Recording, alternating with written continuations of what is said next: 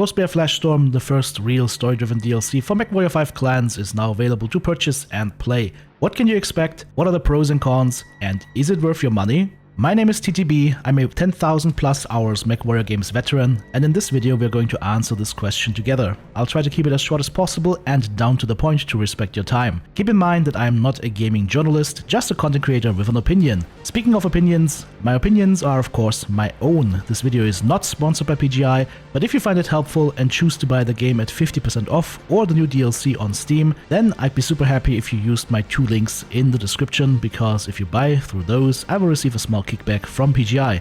Needless to say that this video will be very honest and not hold back with critique where I find it necessary. I'm not going to sacrifice my integrity just to make a quick buck. Now that that's out of the way, let's get started. Let's talk story first. We have a very clear story arc with where it starts and where it ends. The whole story of the Silverwood Kashyyyk is very clanny, and it will feel very familiar if you read any of the clan novels, for example the Jade Falcon trilogy. First, we undertake a couple of missions to secure new mech models, then we go on one big campaign for a planet that is a huge prize for Clan Ghostbear. There are no decisions this time, no mission selection, you follow the one path until the end. There are two big boss battles in the game, they're pretty cool, they've got interesting mechanics aside from just shooting the red guy. This was done very well on PGI's part, there's some clear growth to be seen here. We also meet some personalities from the BattleTech lore again, so don't be surprised to see a couple of well-known characters be involved in the story. I like that one a lot as well. The video sequences are of course back, there is a fair amount of them and they are at good quality. Some clips do a great job to really project the difference in scale between the Mechwarriors, the Elementals and the Mechs. There are some lost opportunities though within the missions to show a particularly spectacular fight end as a video though. So for example, if you think back to Mechwarrior 5 Clans Vanilla, that Timberwolf versus a Battlemaster showdown comes to mind. That would have added an even better cinematic experience. The voice acting once again is doing a solid job. In my opinion, especially Saka and Aletha's voice actress is doing a very memorable job. Nothing as crazy as the Butcher of Turtle Bay though. The music is good as always, the new tracks are nice and fit well with the game, the mood and the action. As you're playing through the missions, you get to experience a good variety of biomes. The maps look believable, they're very well made. I didn't have my AI mechs get stuck a single time this time. There are cool new biomes like fighting aboard a spaceship, fighting aboard a space station and fighting on a new planet with a unique biome that we've not had before. I noticed higher FPSs specifically in the space biomes, probably due to lack of trees. There's also a joke during some voice comms in the mission about too many trees to see the enemies, which of course is something a lot of Mechwarrior Online players voice when they're playing the map Emerald Vale. Let's talk mechs and equipment. Weapons first. In terms of weapons and equipment, basically there are no new weapons, but we get some weapon balancing changes. The energy weapons have now less range in general and generate more heat. Non-solid slug ballistics have had their damage and projectile speed upped, which is a good change. LRM missile speed is also up. SRMs and streaks remain unchanged unfortunately. There are too many changes in minute details here for the scope of this video, so if you want to see all the changes that happened and my take on them, I recommend you go ahead and watch my upcoming weapon balancing changes video.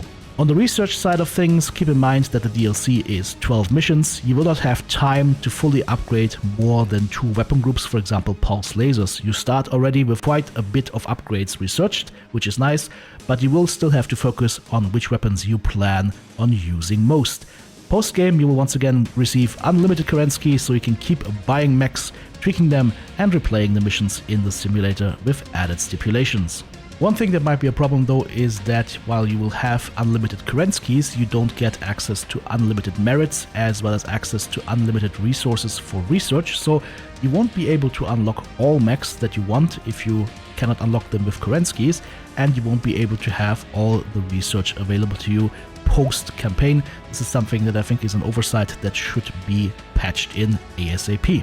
In terms of new mechs, we get access to the Fire Moth, the Jenner 2C, the Hunchback 2C, the Huntsman, the Rifleman 2C, the Ebon Jaguar, the Niger, and finally the Kodiak, all with different subversions of the mech, either as a full battle mech or as part of the omnimechs system.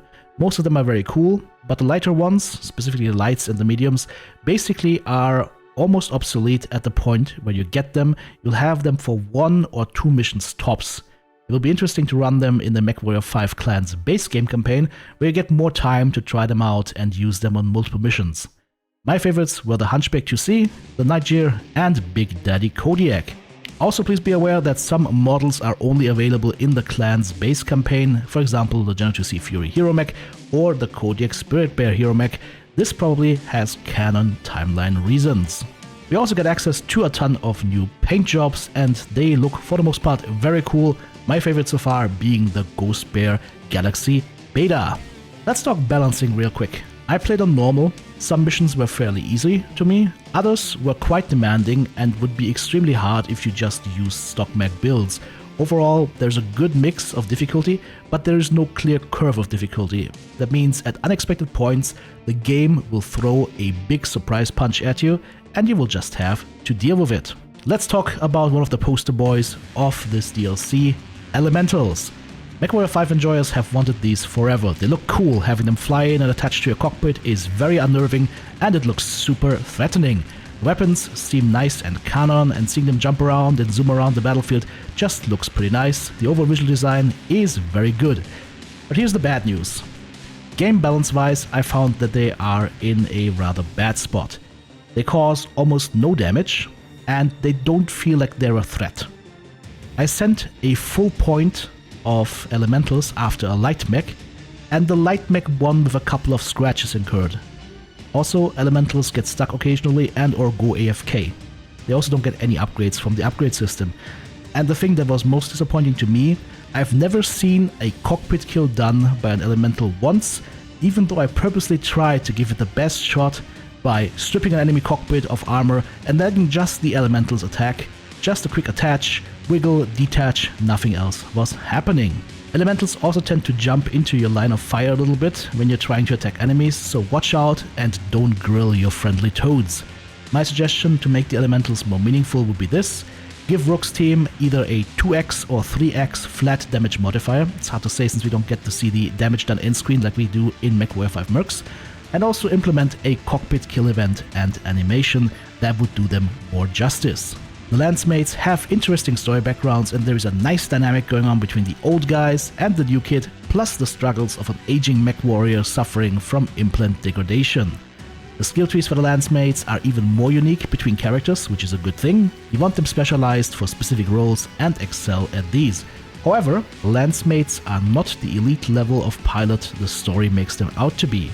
They frequently miss shots, and they spread their damage a lot, so they are overall a bit slow in taking down enemy mechs, which you will feel anytime the game really pressures you. They look cool, and they work well when shooting down lower HP targets, but against mechs they kind of struggle a little bit. I would suggest to increase their 2-hit chance a bit, and also make them focus torsos or CT more over arm and foot fetish, and also increase their bonus values in the skill tree by a fair margin. For example, try thinking about 50% cooldown reduction as a 5 out of 5 ballistic skill for Rick and see how that feels. In terms of FPS, those were relatively stable for me, with some higher FPS than the Mechwarrior 5 Clans base game.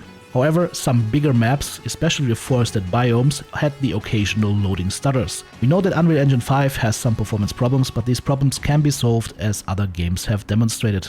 Finally, a bit of a weird side note that had no effect on gameplay, but it was noticeable to me. The barracks had weird FPS issues for me and would run below 30 FPS, but that was the only FPS issue that I had throughout the game.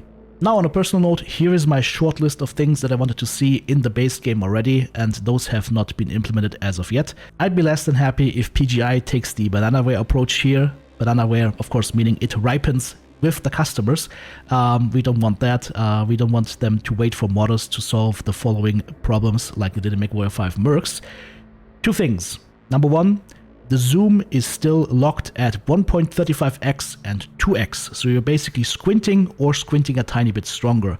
I think a much more sensible way of making a zoom viable and actually usable for weapons like ERPPC and ER large lasers at those ranges would be to have the first zoom level at 2x and the second zoom level at 4x. My second point is the night vision. Night vision is just unusable. It does nothing except paint the screen a muddy green. This needs to be reworked. My recommendation is to just go thermal, with colors, classic Mechwarrior Online style, or what you get in the yet another Mech Lab mod in Mechwarrior 5 Mercenaries. If you're still here at this point, thanks for your time. Let's answer the question then. Should you buy this add-on?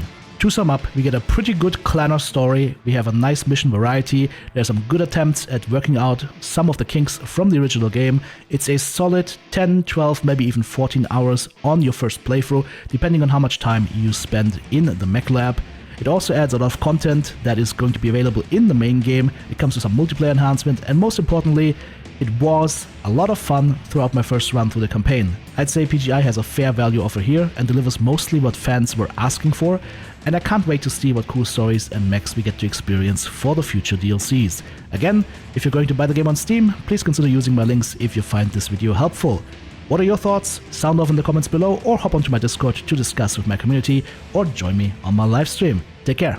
Thank you so much, supporters. Couldn't do it without you. If you want to join Team TTB, check out the join button right here on YouTube, super thanks button in the comments section, or of course the links to Patreon or the merch store listed in the video description.